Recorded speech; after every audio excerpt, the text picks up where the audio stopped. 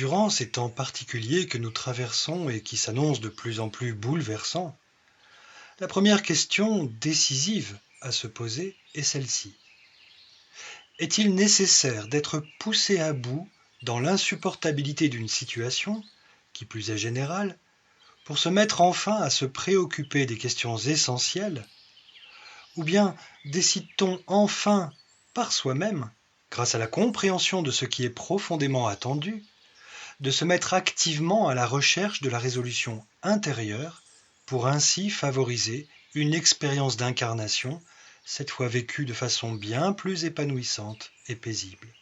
parce que vécue de plus en plus en conscience. Il s'agit principalement de comprendre que tout ce qui se met en scène de manière dissonante ne fait que nous indiquer l'urgence à devoir réaliser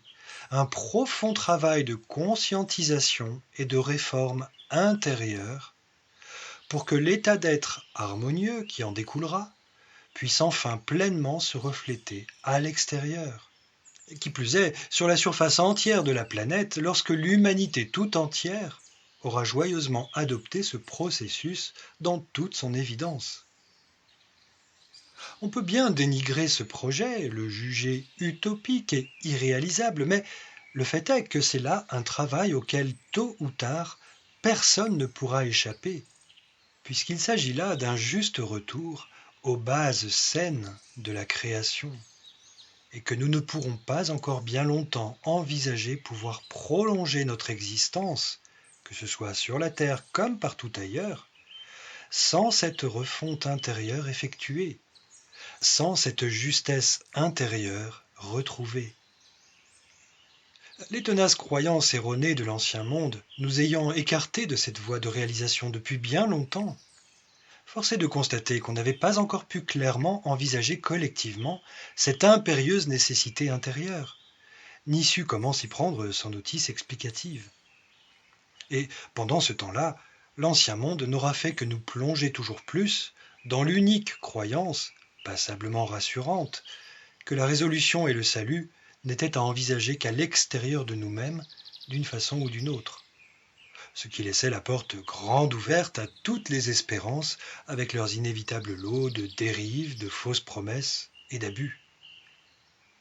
Toute cette supercherie n'est-elle pas devenue on ne peut plus flagrante? Tout est là, devant nos yeux. Et cette monstruosité ne cessera de s'amplifier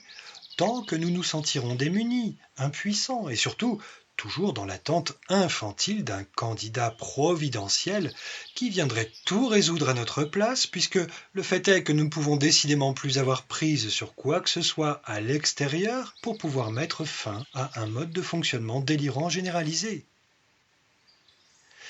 Mais comprenons bien que si nous sommes justement amenés à ne plus pouvoir avoir prise sur l'extérieur, c'est bien pour que nous nous retrouvions contraints de trouver la solution autrement, cette fois à l'intérieur, à la racine subtile de notre pouvoir créateur. Toute la folie du monde nous pousse à réaliser cette évidence. Et si nous nous retrouvons engloutis par le désespoir et la souffrance, c'est uniquement parce que nous ne comprenons pas encore cette évidence, cette nécessité.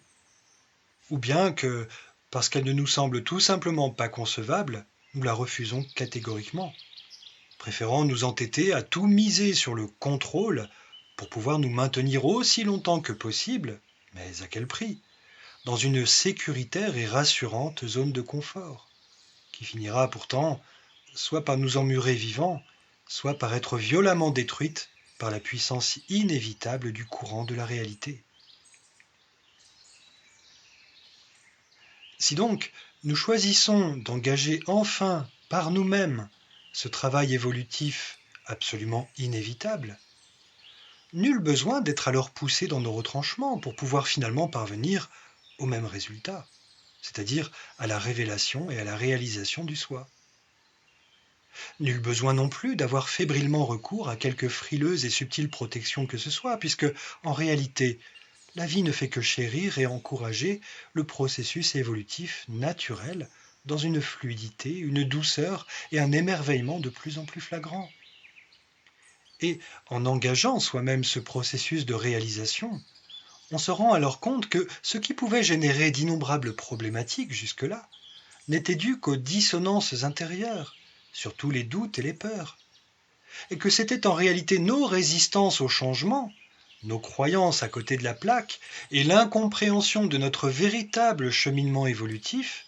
qui, à elles seules, nous causaient bien du tort, en nous laissant de surcroît perdants dans l'amère croyance que la vie nous était hostile et que les humains ne pouvaient être véritablement en capacité d'exprimer autre chose que de la désolation.